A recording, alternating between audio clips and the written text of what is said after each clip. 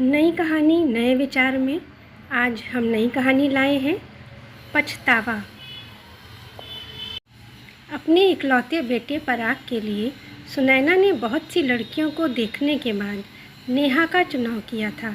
गोरी चिट्टी सुंदर नेहा को देखते ही सुनैना उस पर मोहित सी हो गई थी और शादी के लिए हाँ कह दी। जल्दी ही नेहा को बहू बनाकर ले आई। नेहा अपने परिवार में छोटी और लाडली थी, इसीलिए वह थोड़ी जिद्दी और स्वार्थी थी। उसके घर में सब उसकी जिद पूरी कर देते थे, अतः उसे अपनी बात मनवाने की आदत पड़ गई थी।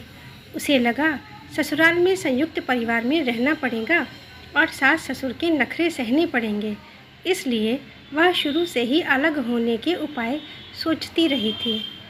सुनैना के परिवार में भी किसी चीज़ की कमी नहीं थी, फिर भी नेहा को नौकरी करने से नहीं रोका था। सुनैना के पति ब्रजेश एक कंपनी में मैनेजर थे। अच्छा वेतन था और सुनैना अपने घर को बड़े ही सलीके से चला रही थी।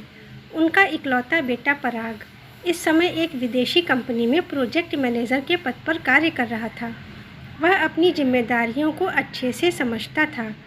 उसका झुकाव हमेशा अपने माता पिता और अपने घर की ओर रहता था। वह अपने वेतन में से कुछ नेहा को देकर बाकी पैसा अपनी माँ के हाथों में रख देता था। कुछ महीने तो नेहा ने यह सब सहन किया, फिर धीरे धीरे उसने पराग के कान भरने शुरू किए। किसी न किसी बात पर सास की शिकायत लेकर बैठ जाती, पराग को उकसाती ताकि नाराज़ होकर वह अपने माँ पापा से अलग हो जाए। यही नहीं, वह छोटी छोटी घटनाओं की शिकायत पराग से किया करती। पराग नेहा को बहुत प्यार करता था। वह माँ के खिलाफ सुन तो लेता पर कहता कुछ नहीं। वह दोनों रिश्तों में तालमेल बनाने की कोशिश करता रहता। कुछ ही दिनों में नेहा ने पराग पर शासन करना शुरू कर दिया। अपनी हर बात मनवाने के लिए पराग से जिद करने लगी, लेकिन जब पराग ने उसकी बातों पर ध्यान नहीं दिया तो उसने अपनी सास सुनैना से झगड़ा करना शुरू कर दिया। अब तो घर में हर दिन सास बहू में झगड़ा होने लगा।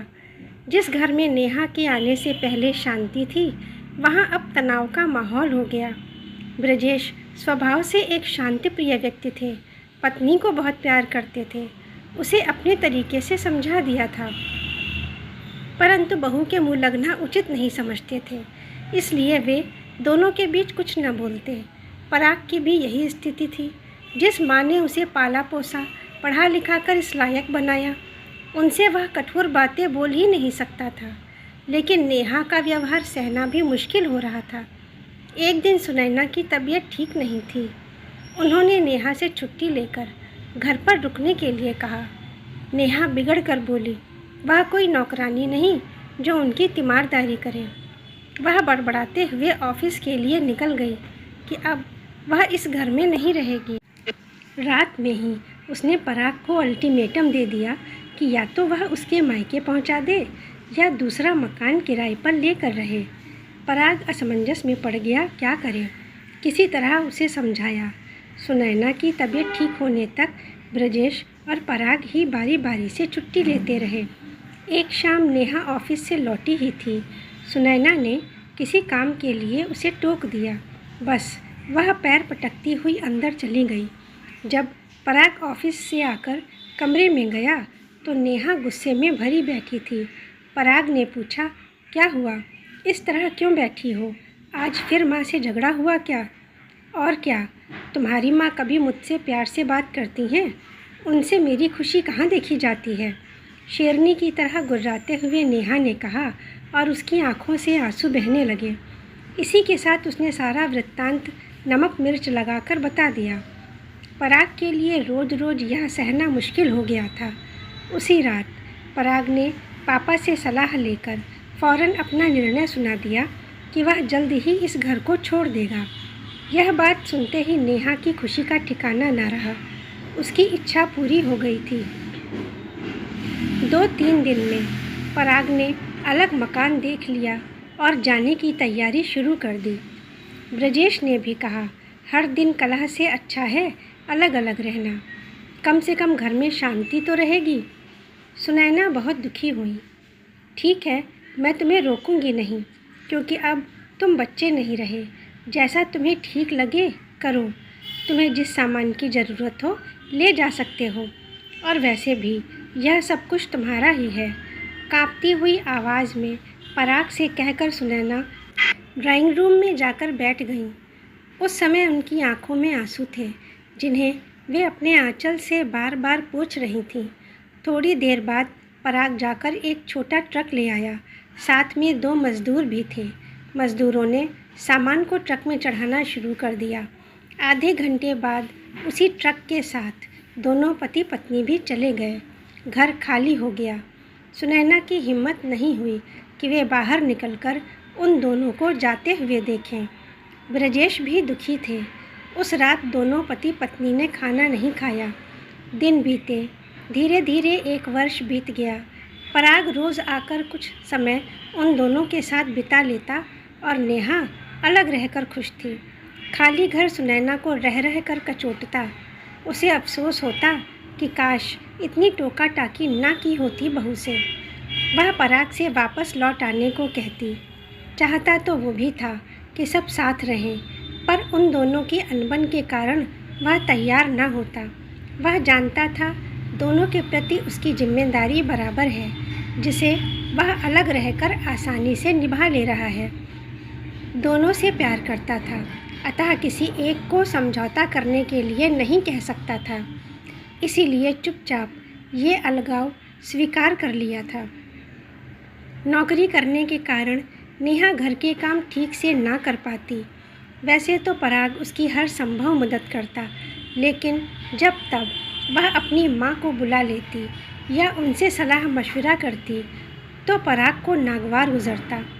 आखिर एक दिन उसने नेहा को स्पष्ट रूप से कह दिया कि जैसे वह अपने माता पिता को छोड़कर आया है, वैसे ही उसे भी अपने रिश्ते सीमित करने होंगे, अन्यथा वह वापस माँ पिताजी के पास लौट जाएगा। सुनकर नेहा सकते में आ गई। उसे पराग की बात माननी पड़ी। इधर कुछ दिन से उसकी तबीयत ठीक नहीं थी। डॉक्टर को दिखाया तो पता चला वह माँ बनने वाली है। दोनों बहुत खुश थे।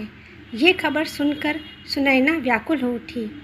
उसने पराग को समझाया कि ऐसी हालत में नेहा को जिस देखभाल की ज़रूरत है वह वो अकेले नहीं कर पाएगा। उन्होंने सलाह दी कि नेहा की माँ को बुला लो, लेकिन पराग ने ये कहकर मना कर दिया कि नेहा को रिश्तों की अहमियत सिखाने का ये सही मौका है। जैसे जैसे दिन बीतने लगे, नेहा को काम करने में दिक्कत आने लगी। कुछ कॉम्प्लिकेशन के कारण डॉक्टर ने उसे बेड रेस्ट करने की सलाह दी।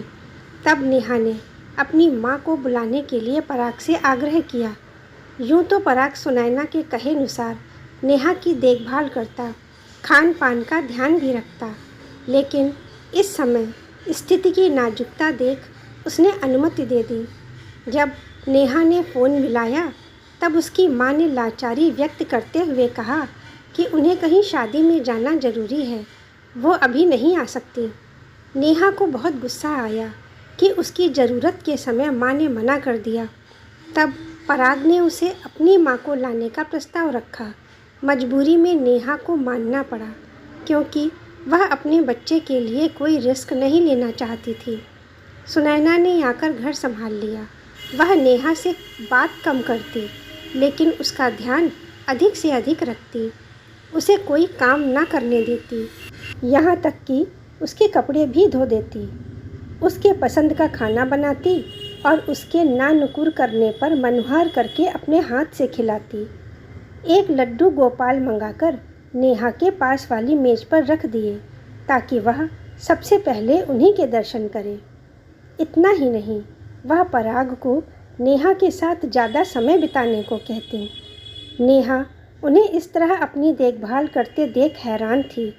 उसे सास की बीमारी में कहे अपने शब्द याद आए। उसे शर्मिंदगी महसूस होने लगी। उसके अस्पताल जाने के 2 दिन पहले ही सुनैना ने उसका बैग तैयार किया। बच्चे के लिए पुराने झबले, गद्दी आदि का इंतजाम उन्होंने पहले ही कर लिया था। ब्रजेश से कहकर लड्डू और पंजीरी बनाने का सामान भी पहले ही मंगा कर रख लिया। अस्पताल में भी वह हर समय उसके सिरहाने ही बैठी रहती। पराग उन्हें आराम करने को कहता तो बाद में कहकर टाल देती। उसकी अपनी माँ भी अब आ चुकी थी। दोनों को एक साथ मिलकर अपना ख्याल रखते देख नेहा चकित ही नहीं थी, वरन उसे दोनों में साम्य नजर आने लगा था। अपनी जिद और अहंकार के आगे सास का ये रूप उसने कभी देखा ही नहीं था। अब उसे अपने किए गए व्यवहार का पछतावा होने लगा। डिलीवरी के समय अचानक नर्स ने बाहर आकर कहा, पेशेंट को ब्लड लॉस हुआ है, बी पॉजिटिव ब्लड ग्रुप चाहिए। नेहा के पिता का था, लेकिन उन्हें शुगर होने के कारण नहीं दे सकते थे। तब सुनैना ने कहा, मेरा भी बी पॉजिटिव है, क्या मैं दे सकती हूँ? चेकअप के बाद डॉक्टर ने अनुमति दे दी। लगभग 1 घंटे बाद नर्स ने बताया, बेटा हुआ है। सभी के चेहरे पर चमक आ गई। ब्रजेश सबको खिलाने के लिए मिठाई ले आए। शाम तक नेहा को कमरे में शिफ्ट कर दिया गया।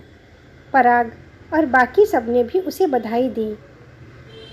थोड़ी देर में उसे आराम करने को छोड़ उसके मम्मी पापा चले गए। सुनैना उसके पास ही बैठी रही। पराग ने बहुत जिद करके उन्हें आराम करने के लिए लिटा दिया। तभी नर्स ने उससे कहा, बड़ी भाग्यशाली हो तुम जो ऐसी सास मिली है, वरना बहू के लिए कौन इतना करता है। उसके पूछने पर नर्स ने सब बता दिया कि उसे जो ब्लड चढ़ाया गया वो सुनैना ने दिया है।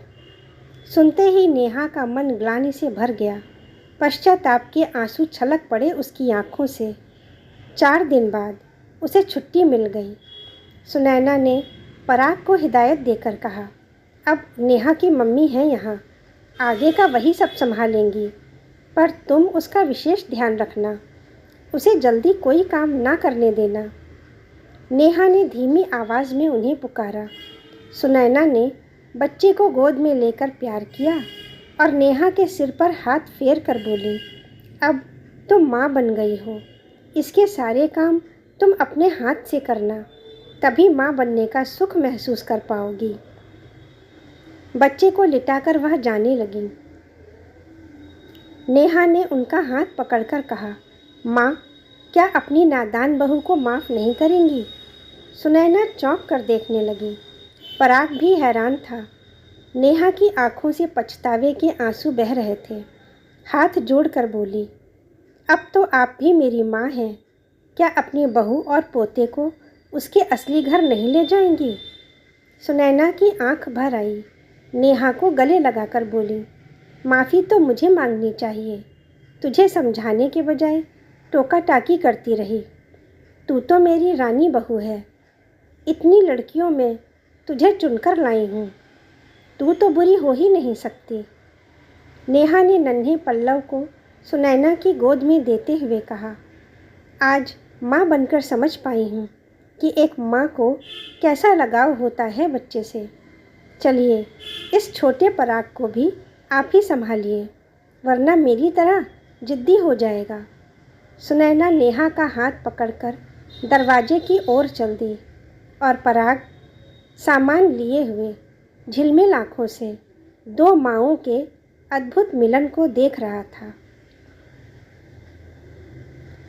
दोस्तों, कैसी लगी आपको कहानी? पसंद आई है तो लाइक अवश्य कर दें, साथ ही चैनल को सब्सक्राइब भी कर लें। आप सबसे अनुरोध है कि कहानी को अंत तक पूरा पढ़ा करें तथा अपने लाइक और कमेंट अवश्य लिखें। आपके सहयोग से ही हमारा चैनल आगे बढ़ेगा।